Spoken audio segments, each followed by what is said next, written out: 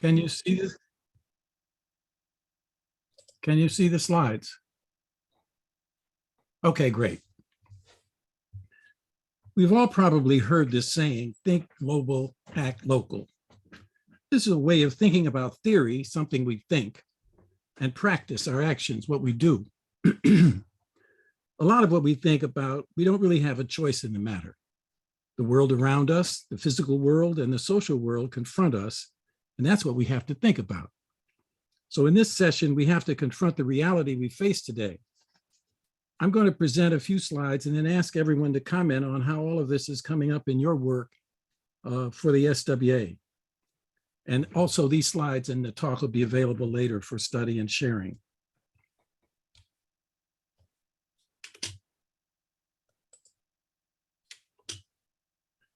We live in a world and in our communities. The world is heading toward a war in Europe. We face the crisis of this war, and we also face the crisis of our everyday lives in this corrupt capitalist system. So first, war. Countries fight, but it is the rulers and their political representatives who decide when, where, how, and why we go to war. The rich. On the right of this slide is the process underlying this, the triangle. Congress sends our taxes to the Pentagon. The Pentagon gives the money to major corporations. This link is called the military-industrial complex. Then these corporations finance the elected officials to keep the triangle going. Now in 1953, just imagine this. In 1953, Eisenhower said it clearly when he coined the term military-industrial complex. This is a quote from Eisenhower. Every gun that is made, every warship launched, every rocket fired, in the final sense, a theft from those who hunger and are not fed, those who are cold and are not clothed. This world in arms is not spending money alone. It is spending the sweat of its laborers, the genius of its scientists, the hopes of its children. Now, the budget for this military-industrial complex has taken over the US, and the US leads the world. I know these texts are tiny, but as I said, the slides will be available if you want to pursue it further. Now, on the left, 54% of discretionary spending in the US goes to the military. Only 6% to education, and 3% to Social Security, unemployment, and labor. Now, on the right, the US is 36% of global military spending. Russia is 3.4%, China 14%. And of course, what some of the others spend really is buying arms from the US.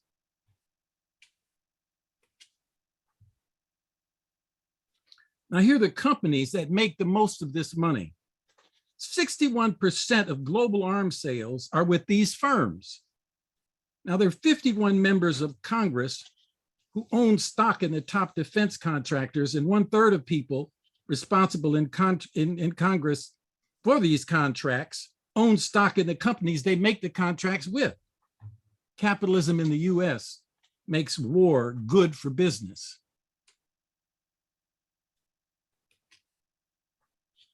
This is critical for understanding the southern states, as the military has such an investment here.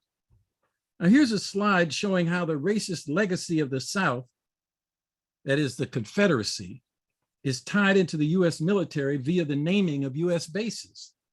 This is incredible, as these Confederate generals whose names are on these bases aren't even heroes of the Confederacy. Now, I'll give you an example. Here's what Wiki says about General Bragg. Bragg is generally considered among the worst generals of the Civil War. Most of the battles he engaged in ended in defeat. Bragg was extremely unpopular with both the officers and ordinary men under his command, who criticized him for numerous perceived faults, including poor battlefield strategy, a quick temper, and overzealous discipline. Okay, so war, and military, the US. So now let's turn to the current crisis in the Ukraine. Our goal is to make an analysis, not to argue a position on the daily unfolding of the crisis. But first, NATO. This map makes clear that after World War II, and then after Stalin in 1953, and then after Gorbachev and Yeltsin engineered the collapse of the Soviet Union, in each instance, you see how the West moved aggressively to build a military wall around Russia. Now, NATO was set up to control the threat of communism. Now, what is it for? As Russia is capitalist. But Clinton pushed forward with the 1999 recruits into NATO, especially Poland. Beginning in 1948 with the Marshall Plan, whereby the US loaned Europe over $100 billion in today's money to buy goods and services to rebuild, the US sought to take control over Europe. Now, a good aspect of this struggle is over energy. Europe has coal, but the US wants them to rely on oil, something the US controls based on its resources and its relationship to the Middle East. The problem is Russia, as it has become a great source of oil and gas for Europe. Look at the map and think about the Russian point of view of having a knife at its throat. Ukraine is the last big fight, border fight. Now compare this to the US doctrine of the Monroe Doctrine and its reaction to Cuba. A failed invasion attempt, again, illegal in terms of international law, failed attempts to assassinate their head of state, Fidel Castro, and 60 years of blockade to cripple the country's economy and force suffering on its people. All these things have failed.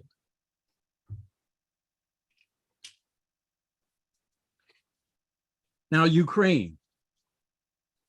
Ukraine was built up during the Soviet period. Key communist leaders from Ukraine, now get this, include Nikita Khrushchev, 1953 to 1964, followed by Leonid Brezhnev, 1964 to 1982. Both of them are from the Ukraine. And then Gorbachev, his mother is from the Ukraine. So there's just been this tie in with the top leadership of the Soviet Union and Russia. But what about the Ukraine today? It is now capitalist to the bone. It's as corrupt as you can see from the list on this slide, showing estimates of corruption in 1999 and 2013. Ukraine is at the bottom of this particular listing. Just above, of course, is Russia, as you can see, and then Belarus. The current situation starts with the president Yanukovych. He was elected in what was judged to be a fair election in 2010, but he was tied to Russia. But Western Ukraine, because Ukraine is really split into two parts, the Eastern Ukraine is Russian speaking and tied culturally more directly to Russia. Western Ukraine is not as much. Western Ukraine wanted closer ties to the European Union and pushed Yanukovych in that direction. But Putin offered a loan that matched the deal that was worked out with the European Union, and Yanukovych backed away from the EU. Now, the right wing in the Ukraine, led by the far-right Svoboda Party and backed by the US, these right-wing forces rose up in the Maidan protest and drove Yanukovych out. The slide has the current president, Zelensky, and while he is Jewish, you can see the right-wing symbols of the Azov regiment in the upper right, a Ukrainian National Guard unit with symbols looking like the German Nazi SS, and the ultra-nationalist Svoboda Party leader that called for the liquidation, quote this, of the Muscovite Jewish mafia and his associate that set up a think tank called the Joseph Goebbels Political Research Center. In addition, this right-wing mania extends to attacks on Black people in the Ukraine. Now, first, the Black liberation movement in the United States has always made a global impact, and that includes Ukraine, as this slide shows. Black Lives Matter became a cry all over the world. But in this current crisis, official Ukrainian state policy of racism raises its ugly head. Black people in the Ukraine are being refused the ability to get on buses and trains to leave the country, being told that the seats are for white people only. This is just now being raised as a human rights issue. The African countries, for example, because many of the Black people there are students from Africa who are studying in the Ukraine. And we have to be clear on this contradiction. Okay, let's turn to Russia. When Russia went capitalist, concessions were made, but also an agreement with the US and NATO was that the Eastern European countries would remain a buffer between the EU and Russia. But look at this map. NATO is acting on a clear strategy to strangle Russia. Why are these troops where they are? The issue seems not to be the fight against communism, but the drive of the US to dominate Europe. There's a real problem given how connected Europe, however, is economically connected to Russia and the role played by Ukraine. Now look at the map on the right. This deals with gas supplies. Germany gets half its gas from Russia, but the UK, for example, only gets 4%. Overall, Europe gets 40% of its gas from Russia. The US wants to stop this and get Europe to be dependent on the US at higher prices. So note the role that Ukraine plays in this geo-economic arrangement. Now, the so-called Nord Stream 2 pipeline, as you see in the red, connecting St. Petersburg area to Germany, has been built but not started. So there's no gas going there. So when they say they've stopped it, it hasn't started.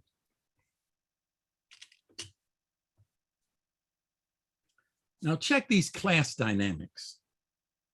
The graph, red line, shows how much of national income goes to the Russian top 1% over time. Note that after 1917, Russian Revolution, how they were pushed down. And then the restoration of capitalism, how they rapidly ascended. Next, check the current oligarchs and how many of them are tied to oil and gas. 6 of the top 10 are in gas and oil. They need to keep Ukraine, from their interests, these oligarchs, open for their connection to Europe. So combining the military aggression of NATO with the economic urgency to keep Ukraine close, one can understand why Putin would invade, even as they take the risk of violating international law and being isolated by the West.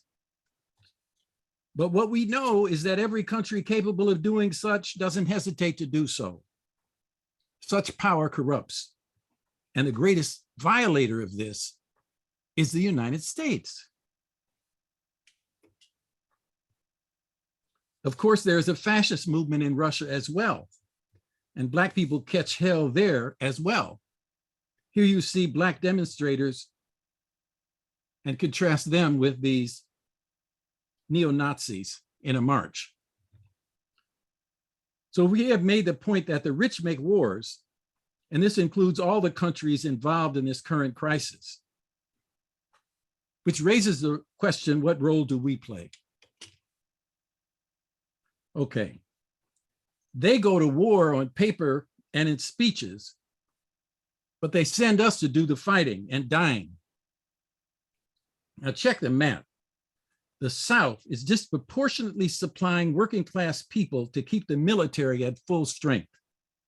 This goes along with the military installations, forts and bases, and ports located throughout the South. So we have to take a stand. The misery forced on the Ukrainian people is tremendous. There are over 1 million refugees, and that number is climbing. And there will be thousands killed. This is the masses of working people just like us. The responsible ones are the oligarchs, all of them. The ones in Russia, the ones in the US, and the ones in Ukraine. Now, war is good for business, but war is bad for people. Now, our position is clear. We oppose all wars started for the benefit of the rich.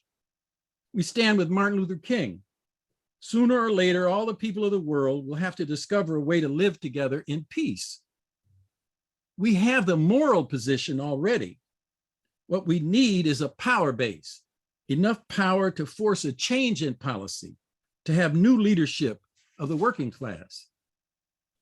This movement embraces the equivalent of our strategy.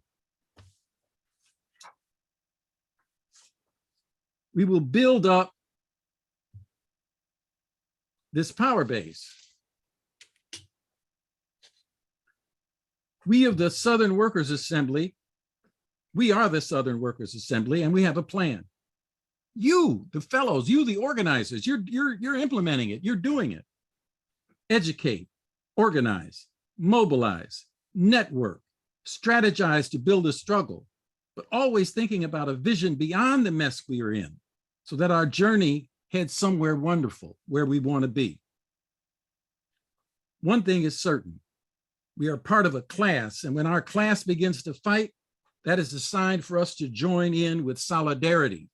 Unity of our class in battle is what we work for. Coal. Coal has been mined commercially in 21 northern Alabama counties for more than 150 years. Alabama routinely produces over 20 million short tons of coal each year. About 2/3 of Alabama's coal is mined in deep underground mines. In April of last year, over 1,000 workers, Warren Met coal mining workers, went on strike.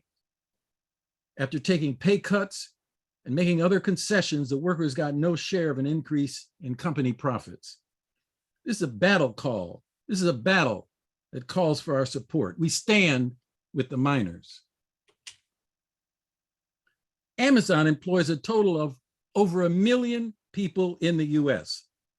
They're dominant when it comes to retail sales. They're leading the way in transforming capitalism around computers and robots. They treat their workers like the legacy of slavery that they represent. We stand with the Amazon workers, organizing for collective bargaining rights and an improvement in wages and benefits generally. We are all Amazonians.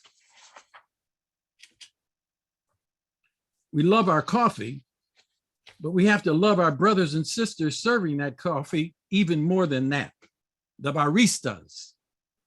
They have over 8,000, Starbucks has over 8,000 stores in the US, employ over 400,000 workers, and last year they made $30 billion. Everybody deserves decent working conditions, a livable wage, and respect. All workers are essential workers for this society. When we need to boycott a company, we have to do it. When we have to walk the picket line to support our brothers and sisters, we have to do it. Solidarity is the biggest weapon we have. All for one and one for all. Now, our solidarity is not only with workers who are employed. We stand with all poor people, whether working or not. This is a moral necessity if we are to preserve culture and any high standards of being civilized. Now, this is a wealthy society, but all too many of us are frozen out of a job, out of a home, out of healthcare, really out of what is needed to live a decent life. The Southern Workers Assembly is in a position to unite with all other social justice movements, and this includes the Poor People's Campaign that began in the South, and the initial Moral Monday protests included activists now leading organizing drives to build local workers' assembly as part of the SWA. Now check this image from Oregon this year. It tells the story of what the crisis is all about. Our environment is in flames. This is about the corporations, the military-industrial complex, the oligarchs of the world, especially in the US, who are mainly responsible for destroying planet Earth. But they play while all this is happening. It makes you think of Rome, where some historians have argued that Nero was playing the fiddle while his city went up in flames. We are the stick figure in this slide. We have to point it out to people and help people understand who are the guilty ones. They often make us feel like we're the guilty ones. No, no, no, look at this slide. They're the guilty ones. And we have to be clear about the line of march we need. We need a workers' program that can unite us as a class. What we've been doing as the SWA is right in line with this. Here's some of what we've been doing. Demanding Medicare for all. Fighting for safe jobs because they save lives. Fighting for a livable wage. Demanding free and fair elections. And so much more. But we can't just make up a program out of our heads. We have to listen to our class while we leaflet and hold our meetings. Our program must be a summation of what the workers think, what the workers will fight for, what we can do in the immediate historical moment to advance toward our ultimate goal. You, the organizers, you're the base of the SWA. We need your summations. We need you now, and we will continue to need you even after this fellow program is over. This is a long march. We're in this for the long haul. We can be for peace, but only when we have militant workers' assemblies can we move to stop the war machine. The SWA is moving forward. The SWA is building worker power in the form of local workers' assemblies. Your field organizing is our path forward.